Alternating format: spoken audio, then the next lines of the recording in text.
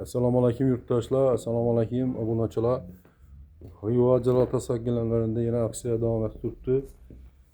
Mana shu gilamimizni sizlarga obzor etchakmiz. Yana shu gilamni aksiya qo'yib beramiz. Yana sizlarga sifati garantiyali, sochaqli bo'ladi, Eurosvet bo'ladi. Zallaringizda, любой joyingizga yarashadi, xo'sh kilaylanmagan, ustlari narxlari ham zo'r saq gilamlari bo'ladi.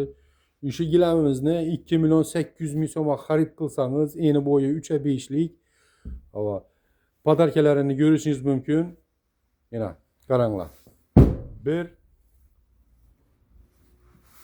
2 3 3'sam 3'e 4'lik gilam bo'ladi. Plus yana bir 3-2'lik qalı, yana bir qalı. Şu tendeki 3'e 5'lik qalını 2 million 800'e xarid qilasiz.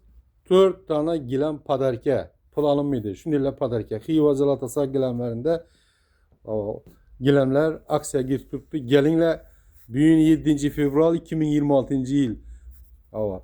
Usvet etib qolinglar, xudo xolasa 10 gün davom qiladi aksiyamiz. Kelaverasizlar. Telefon nomerlar, telefon qilsangiz bo'ladi. Dastlabki xizmatlar ham bor. 91 437 75 54.